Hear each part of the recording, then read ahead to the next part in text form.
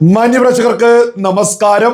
ആര്യ രാജേന്ദ്രനെ വെളുപ്പിച്ചുകൊണ്ടിപ്പോ സകല സഖാക്കന്മാരും ഇപ്പൊ കൂട്ടത്തോടെ രംഗത്തെത്തിയിട്ടുണ്ട്.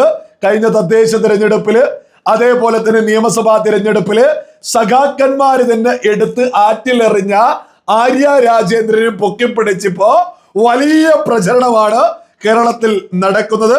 ഞാൻ കുറച്ച് ഉദാഹരണങ്ങളൊന്ന് വായിച്ചു കേൾപ്പിക്കാം. അതിനുശേഷം ഇവർ ഉന്നയിച്ച വിഷയങ്ങള് തെളിവ് സഹിതം അങ്ങ് പൊട്ടിച്ചെറിയാമെന്നുള്ളതാണ്. ആദ്യം തന്നെ ഞാനിവിടെ ഒരു പോസ്റ്റർ കൊടുക്കുന്നു, സഖാക്കന്മാര് പ്രചരിപ്പിക്കുന്നതാണ്.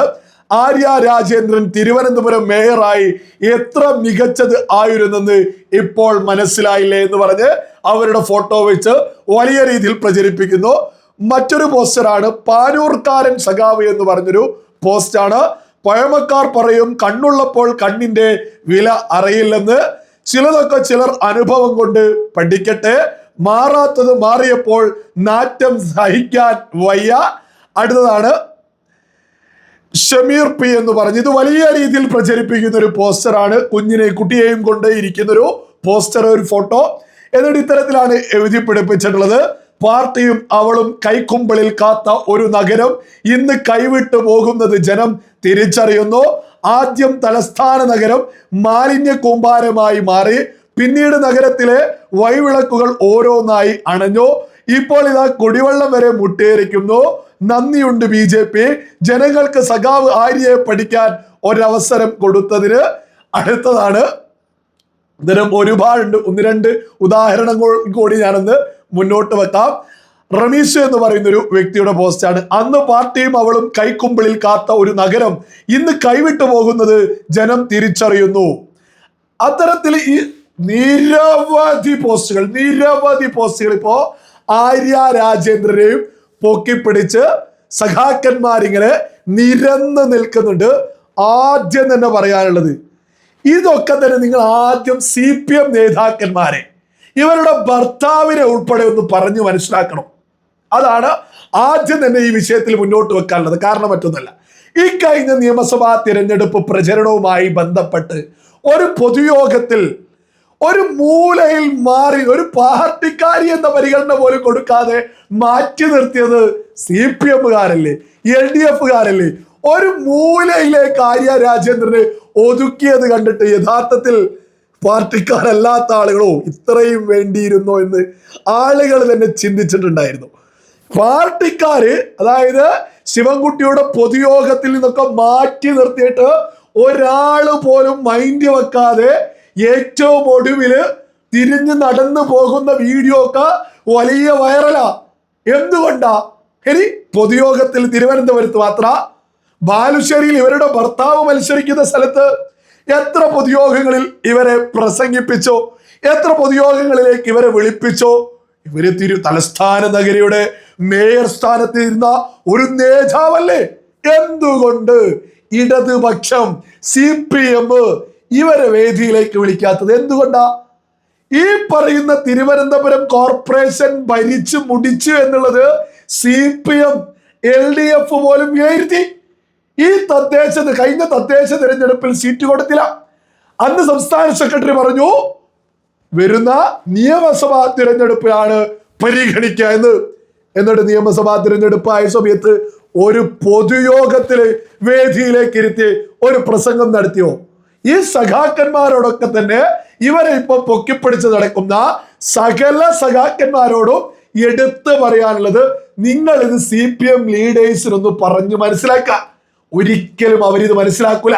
കാരണം CPM ലീഡേഴ്സ് കൃത്യമായിട്ട് മനസ്സിലാക്കി ആര്യ രാജേന്ദ്രൻ കോർപ്പറേഷൻ ഭരിച്ച സമയത്ത് പല രീതിയിലുള്ള തട്ടിപ്പ് വെട്ടിപ്പൊക്കെ കോർപ്പറേഷനിൽ നടന്നു എന്നും ആ നടന്നതൊക്കെ കേരള ജനത തിരിച്ചറിഞ്ഞു എന്നുള്ളതും CPM നേതാക്കന്മാർ ശിവൻകുട്ടി ഉൾപ്പെടെ നിങ്ങളുടെ സംസ്ഥാന സെക്രട്ടറി ഉൾപ്പെടെ മനസ്സിലാക്കിയിട്ടാണ് ഇവർക്ക് നിയമസഭാ സീറ്റ് പോലും കൊടുക്കാതിരുന്ന ഒരു തലസ്ഥാന നഗരിയിലെ മേയർക്ക് പിന്നീട് വന്നിട്ടുള്ളൊരു നിയമസഭാ തിരഞ്ഞെടുപ്പിൽ സീറ്റ് കൊടുത്തിട്ടില്ല. അപ്പോ സഖാക്കന്മാര് ജനങ്ങൾക്ക് മനസ്സിലായില്ലേ ഇപ്പൊ ആര്യയില്ലാത്തതിന്റെ വില എന്നൊക്കെ ചോദിച്ചാൽ ജനം പുച്ഛിച്ചു തള്ളും.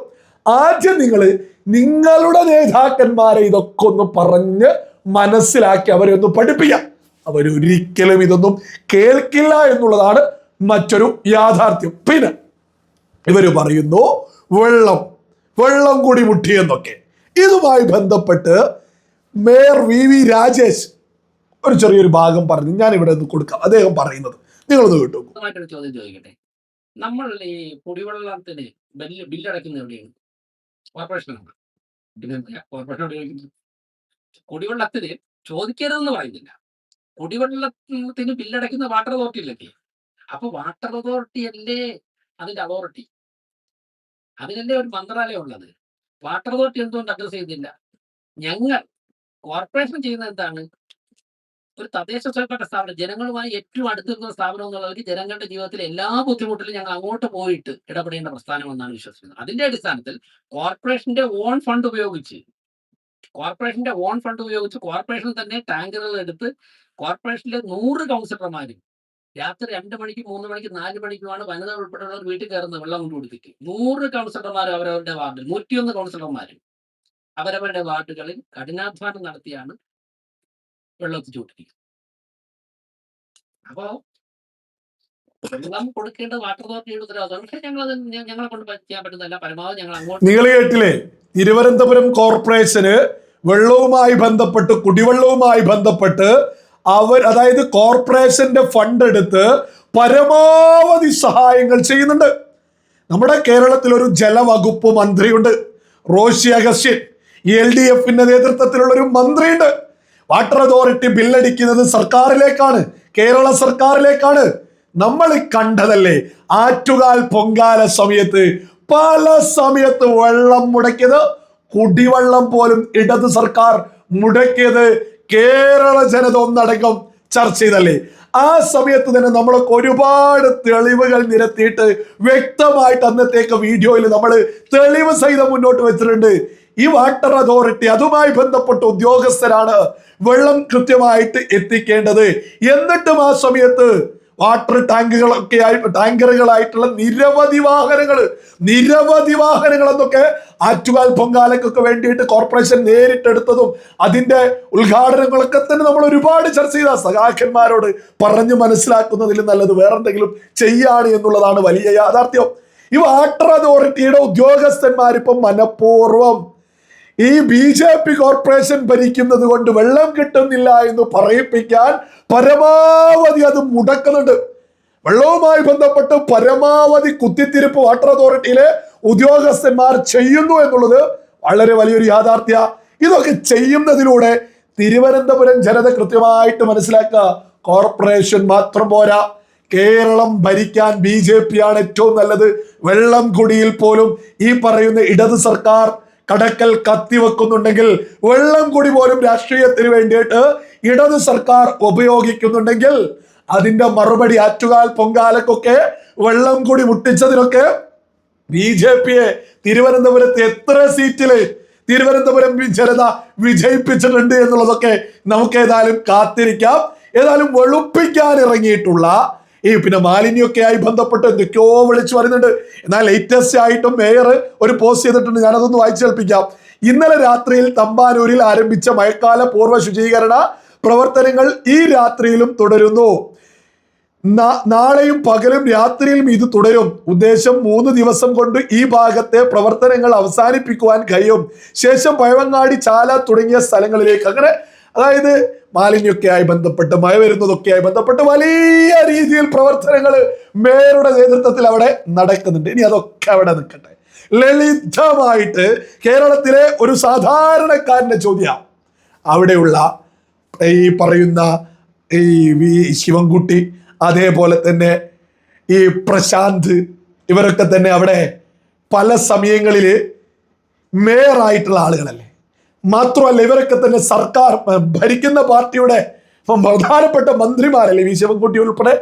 ഇത്രയും കാലം തിരുവനന്തപുരം ഭരിച്ചിട്ട് മാലിന്യമൊക്കെ സംസ്കരിക്കുന്നൊക്കെ ആയി ബന്ധപ്പെട്ടൊരു എടുത്തുയർത്തി പറയാൻ, ഞങ്ങൾ ഇനി കാലാകാലത്തേക്കുമായിട്ടൊരു മാലിന്യമൊക്കെ സംസ്കരിക്കുന്ന എന്ത് പദ്ധതിയാ ഇടതുപക്ഷം ഇത്രയും കാലമായിട്ട് മുന്നോട്ട് വെച്ചത്? BJP അധികാരത്തിലെത്തിയിട്ട് കുറച്ചായിട്ടുള്ള ഒരു 3-4 മാസം ഇനി 5 വർഷം BJP ഭരിച്ചു കഴിഞ്ഞാലും ഇത് തന്നെ നമ്മൾ ചോദിക്കും, BJP എന്തു ചെയ്തു എന്നുള്ളത്. ആ ഒരു തർക്കവും വേണ്ട. BJP ഭരിക്കുന്ന എല്ലാ സംസ്ഥാനങ്ങളിലും മാലിന്യമൊക്കെ സംസ്കരിക്കുന്നതുമായി ബന്ധപ്പെട്ട് വലിയ പദ്ധതികൾ നടപ്പിലാക്കിയിട്ടുണ്ട്. അത് നമ്മുടെ തിരുവനന്തപുരത്തും അവർ നടപ്പിലാക്കും. ഈ കുറ്റം പറഞ്ഞു നടക്കുന്ന ഇടതുപക്ഷാണല്ലോ ഇത്രയും കാലമായിട്ട് തിരുവനന്തപുരത്തൊക്കെ നിരവധി തവണ മേയറും മന്ത്രിമാരൊക്കെ ആയത്.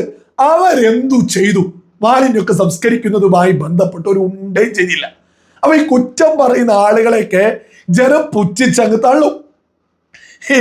ഈ ഭരണം നഷ്ടപ്പെട്ടിട്ട് ഓരോ തരത്തിലും ഉറക്കില്ലാതെ ആയിട്ടുണ്ട് തിരുവനന്തപുരത്തെ സഖാക്കന്മാർക്ക്. ഇനിയിപ്പോ കേരള സർക്കാർ ആര് ഭരിക്കുന്നുള്ളതൊക്കെ നമുക്ക് കാത്തിരിക്കാം. ആര്യ രാജേന്ദ്രന്റെ വിഷയം ആദ്യം നിങ്ങൾ CPM നേതാക്കന്മാരെ ഒന്ന് പറഞ്ഞ് മനസ്സിലാക്കോ.